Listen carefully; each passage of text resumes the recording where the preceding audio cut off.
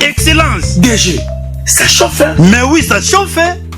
Excellence. Oui? Les inspecteurs de l'hygiène sont venus vous donner les conclusions de leur contrôle. Hé, esprit Konzo. Faites l'entrée. Ok. Nous avons de très fortes présomptions de détournement des deniers publics contre vous. Mauvaise gestion, non-paiement des salaires et des primes des agents alors que l'État vous a donné les moyens. Conseiller, Oui, Excellence. vous pouvez disposer. Merci. Disposez. Merci, Excellence. Et vous avez construit votre maison privée et votre hôtel avec l'argent de l'État. Inspecteur.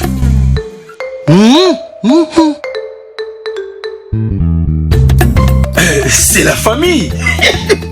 On peut toujours arranger. Je peux encore ajouter, madame. Vous aggravez votre cas, Excellence. Le rapport sera transmis au parquet. Madame, le linge sale selon vos familles. Le parquet vous attend, monsieur. Inspecteur, bino bolimbi sakate. État des État des droits. droits. Eh mama, eh mbadi mama monwe.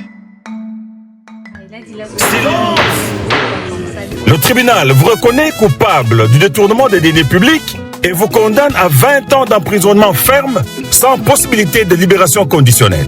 Le tribunal ordonne la confiscation de tous vos biens et vous interdit l'exercice de tout mandat politique au public pendant 10 ans après l'apurement de votre peine. Avez-vous quelque chose à dire? Monsieur le juge, qu'est-ce que votre tribunal va faire de tous ceux qui m'ont poussé à voler? À chacun son tour. Le tribunal ordonne votre arrestation immédiate. Policiers, exécutés.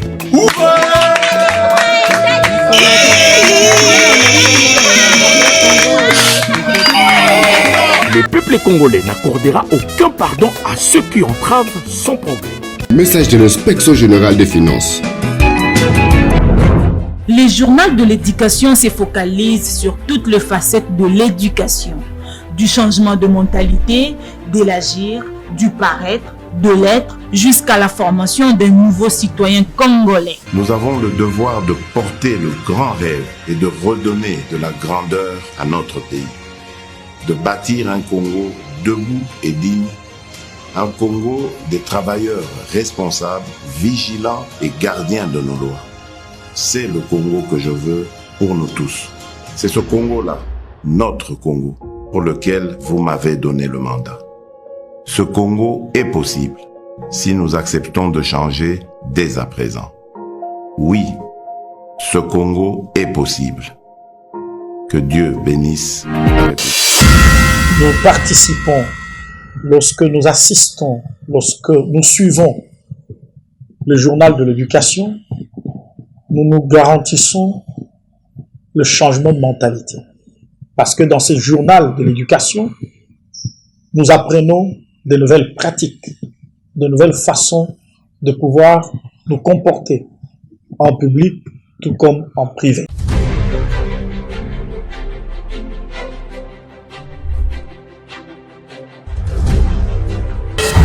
Inspection générale des finances.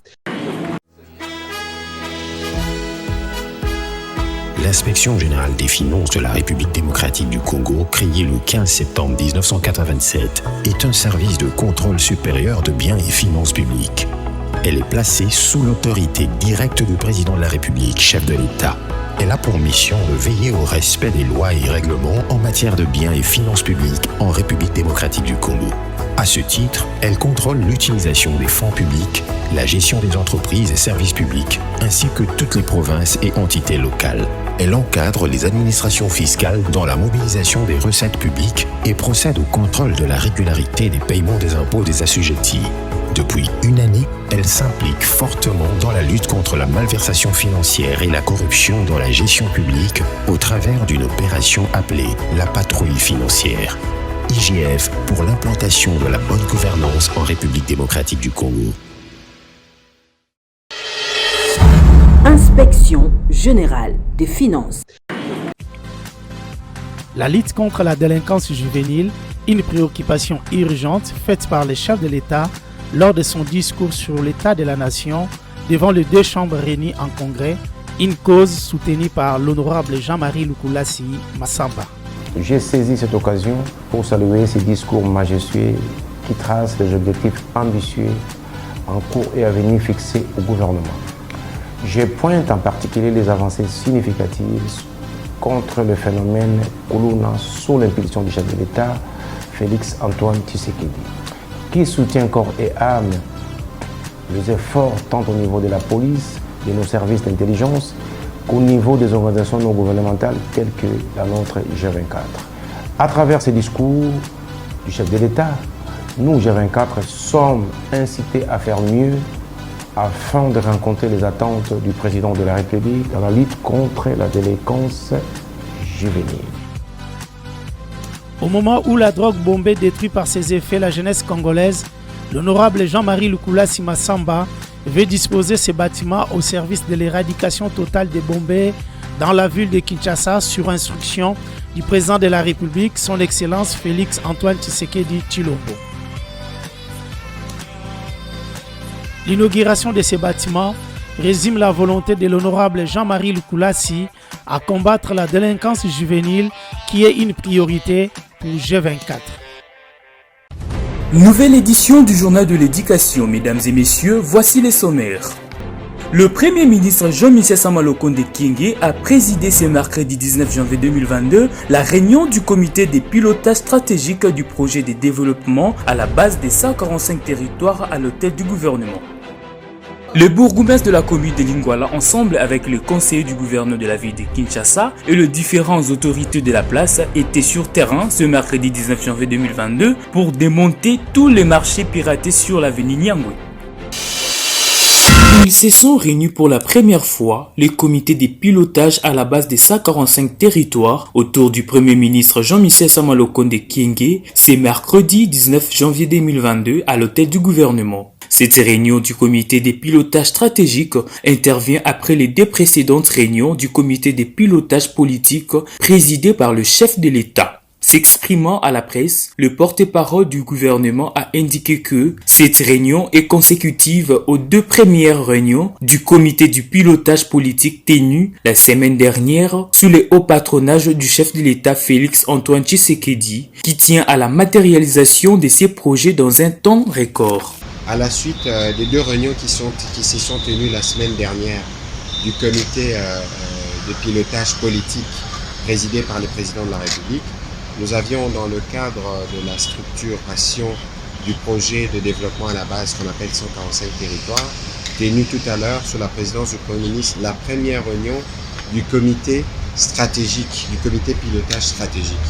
Le comité pilotage stratégique, c'est celui qui s'occupe de la mise en œuvre du projet. Et donc nous avons eu cette réunion après avoir obtenu les orientations du président de la République pour voir dans quelle mesure on prépare les déroulements effectifs du projet, comment le projet va s'exécuter. C'est ce qui justifie la tenue de cette réunion autour du Premier ministre. À l'en croire, il y aura des réunions qui vont se tenir au niveau du comité des pilotages opérationnels qui, à son tour, versera les données des propositions au comité des pilotages stratégiques avant la prochaine réunion avec le comité politique autour du chef de l'État. Les soucis est de réaliser ces projets dans les brefs délais, a-t-il souligné, signalant que le comité des pilotages stratégiques s'occupe de la mise en œuvre du projet de développement à la base de 145 territoires. Il s'agissait des séjours de sa toute première réunion à laquelle ont pris part quelques membres du gouvernement, notamment le ministre d'État en charge du plan, du budget et celui de l'aménagement du territoire, le ministre des Finances, de la Santé, de la formation professionnelle et celui de la ressource hydraulique. Pour le camp du lancement des recrutements de volontaires qui a eu lieu au Roméo Golf, la coordination pour le changement de mentalité, service spécialisé de la présidence de la République, vient de mettre sur pied le déploiement de volontaires qui durera 2 mois dans l'ensemble de la ville de Kinshasa. Ces volontaires auront pour mission de faire du porte-à-porte pour sensibiliser la population sur le paiement des impôts. Le coordonnateur du CCM a présenté comment cela se fera au cours d'un point de presse tenu ce jeudi 20 janvier au quartier général.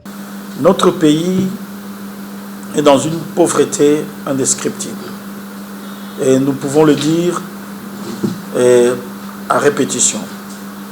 Mais nous estimons qu'il est temps que nous puissions passer à l'action pour pouvoir conjurer cette pauvreté.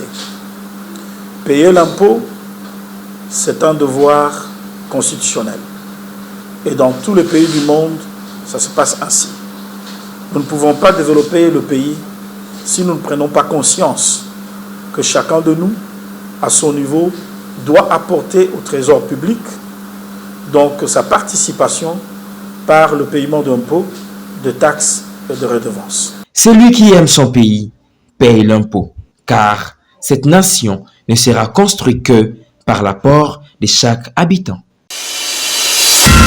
Après les différentes menaces du premier vice-président de l'Assemblée nationale de quitter définitivement le bureau de la Chambre basse, une partie des militants de l'UDPS se sont opposés à lui imposant leur volonté de le voir au perchoir de cet hémicycle. Par ailleurs, il y a un autre camp de militants qui qualifie cet acte de trahison envers le parti de l'opposition. En revenant sur sa décision, le président ad interim de l'UDPS a tout compris en signifiant par cette phrase: une page de l'histoire est irrésistiblement tournée. Par un message envoyé par les réseaux sociaux, Maître Emmanuel Kahaya, chef de cabinet du premier vice-président de la Chambre basse, annonce que le président Kabound ne démissionnera plus. Il a écouté la voix du peuple. Ici est de signaler que, après avoir reçu l'information sur l'annulation de sa démission, dans son cabinet, tous ses personnels étaient présents à leur poste. Personne n'évoque une quelconque démission et les gens travaillent normalement.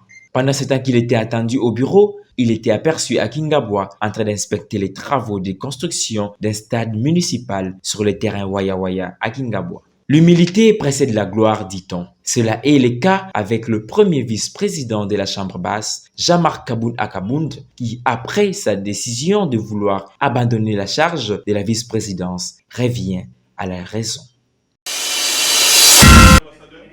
L'ambassadeur d'Allemagne accrédité à Kinshasa a été reçu en audience le mercredi 19 janvier 2022 par le ministre de l'Enseignement primaire, secondaire et technique Tony Mwabakazadi. Au menu de leur échange, l'évaluation de la gratuité de l'enseignement primaire et le projet avec l'entreprise Veridos consistant à la modernisation de l'administration de l'enseignement primaire, secondaire et technique en RDC. Au terme de leur échange, l'ambassadeur d'Allemagne s'est dit intéressé et édifié de la manière dont la gratuité de l'enseignement primaire a été mise en pratique. Réunion avec Monsieur le ministre pour discuter des aspects généraux de notre coopération et nous sommes très intéressés d'apprendre comment on a mis en œuvre la gratuité de l'enseignement de l'éducation primaire.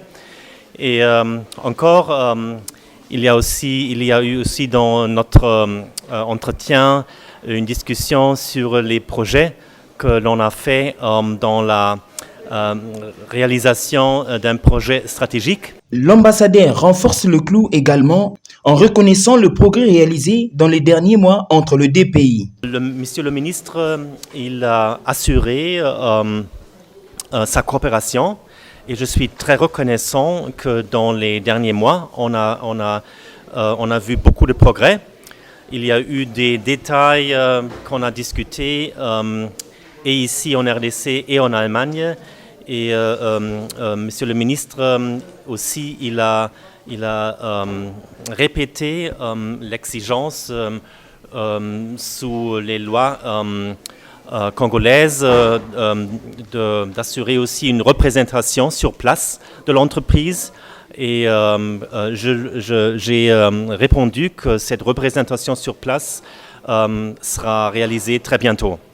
Signalant que le projet avec l'entreprise Veridos vise à moderniser l'administration de l'enseignement primaire, secondaire et technique à travers un logiciel d'identification des élèves. De bonnes initiatives amènent le développement. Le ministère des Droits humains, piloté par Albert Fabrice Puela en collaboration avec la PNUD, a procédé au lancement des travaux d'élaboration de la stratégie sectorielle de son ministère le mercredi 19 janvier 2022 au salon Lubumbashi du Pullman. Une première depuis que le ministère des Droits humains est établi en République démocratique du Congo, et c'est là avec l'excellence Fabrice Puela. Ces travaux d'élaboration de la stratégie sectorielle est initié dans le but de doter au gouvernement de la République un document de politique sectorielle en vue de la migration vers le budget programme conformément à la loi de finances publiques. C'est pour nous une immense joie et un agréable devoir de procéder ce jour à l'ouverture officielle de l'atelier d'élaboration de la stratégie sectorielle du ministère des Droits humains en République démocratique du Congo, et cela après la tenue de la première et la deuxième phase de ce processus, en date respectivement du 16 au 22 décembre 2021 et du 5 au 13 janvier 2022. La représentante de la PNUD enseigne que l'exercice de la stratégie sectorielle du secteur des droits humains constitue une opportunité pour le gouvernement d'harmoniser et de coordonner toutes les interventions de partenaires tant nationaux qu'internationaux. L'exercice de la stratégie sectorielle du secteur des droits humains constitue une opportunité pour le gouvernement d'harmoniser et de coordonner toutes les interventions des partenaires tant nationaux qu'internationaux dans ce secteur. Respect du principe du New Deal et du partenariat mondial pour la coopération efficace au développement durable. De telles initiatives permettent de faire le lien entre la vision et les ressources pour aboutir à l'épanouissement d'une nation. En prélude du déploiement massif des inspecteurs de finances pour surveiller, encadrer et contrôler les services et établissements publics de l'État, les régies financières, les provinces et les comptes généraux du Trésor, l'Inspection générale des finances organise à l'intention de ses membres une formation des mises à niveau, de renforcement de capacité, de la définition de nouvelles stratégies de surveillance de certains points de contrôle de l'IGF. Objectif, permettre que le déploiement qui va se faire soit une réussite avec des méthodes plus efficaces. Donc il est important que pour cette année qui commence, nous puissions mieux faire que ce qu'on avait fait l'année passée. C'est ainsi que nous avons décidé de faire des séances de nivellement des connaissances. Ceux qui ont fait tel ou tel travail dans telle entreprise, dans telle régie, puissent partager leur expérience avec les autres inspecteurs, afin que si jamais les mêmes inspecteurs se retrouvent dans le même secteur, ils puissent savoir exactement quoi faire. Cette formation d'une semaine de nivellement, des connaissances de renforcement de capacité, d'unification de méthodes d'intervention va permettre à la patrouille financière de ne laisser échapper aucun rond.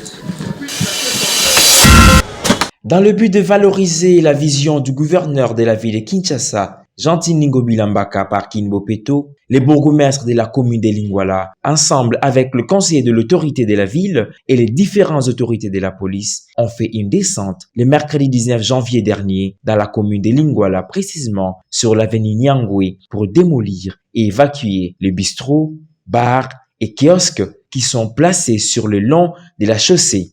Pour s'enquérir de l'effectivité de la situation, le conseiller du gouverneur de la ville a donné l'objectif premier de cette activité. Vous savez qu'avec nous, les Pékinois, que nos amis de terrasse, des bois des nuits, sont logés sur cette avenue, sont allés jusque sur le tronçon sur Mankada. Cela facilite plus la bonne circulation des véhicules et des passants. Alors le gouverneur avait demandé dans l'urgence avec la police qui nous accompagne toujours et qui fait bien son travail, ça vous le savez, nous accompagner pour évacuer et démolir là où il y a des bâtiments, des terrasses ou la voilà. Pour sa part, le bourgmestre de la commune de Lingwala a martelé sur le respect des règles établies, car ils en sont arrivés à ce niveau parce que la population n'a pas respecté cela. Le 005, le 003 nous demande de pouvoir assainir, puis évacuer tous les garages, toutes les kiosques qui se trouvent sur l'emprise de l'État. Vous avez vu les gens construire jusque sur l'emprise de l'État. Tandis que dans le plan urbanistique, il faudrait construire 20 mètres au moins. Mais les gens ont barricadé la route. Donc il n'y a plus moyen de passer. Raison pour laquelle nous sommes en train d'évacuer toutes les kiosques qui se trouvent tout au long du boulevard Nyangwe. Et puis mettre un peu de la propriété. De leur côté, la population de ces contrées motive cette activité et demande aux autorités compétentes de poursuivre jusqu'à la fin.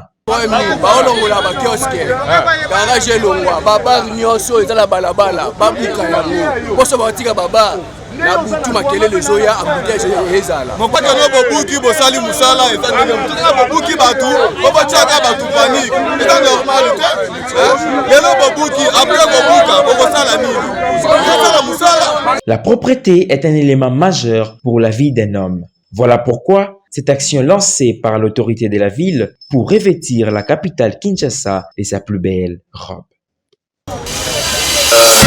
Je pense que pour l'année 2022, je voudrais vous dire ceci, j'ai d'autres visions.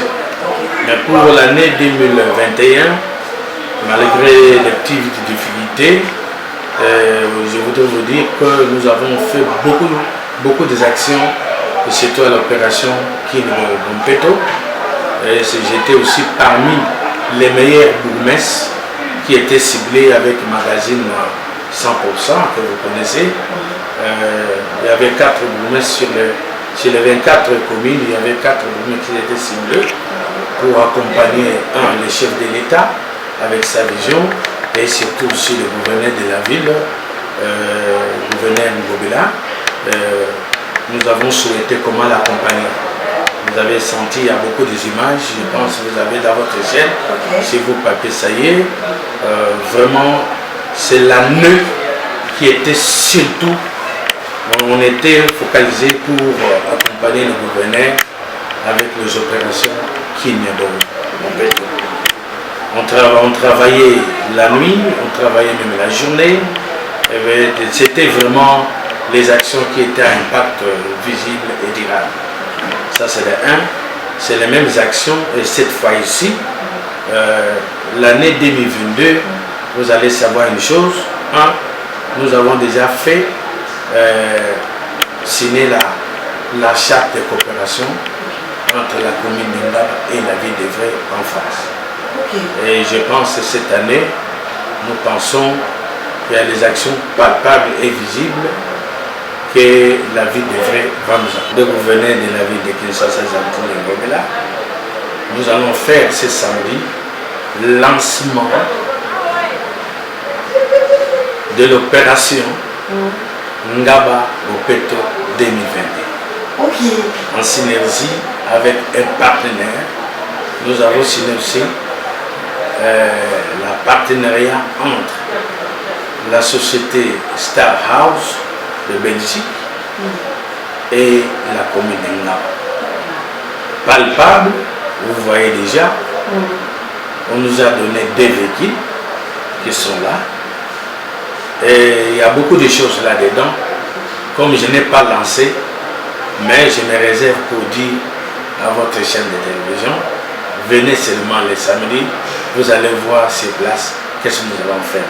Mais tout, ça fera sous le haut patronage de son excellence, le gouverneur de la ville, Jean-Denis Keja. Merci de nous avoir suivis. Le rappel des titres.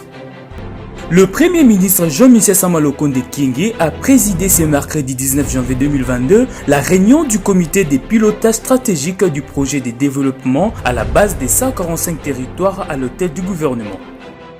Le bourgmestre de la commune de Lingwala, ensemble avec le conseiller du gouverneur de la ville de Kinshasa et les différentes autorités de la place, étaient sur terrain ce mercredi 19 janvier 2022 pour démonter tous les marchés piratés sur l'avenue Nyangwe.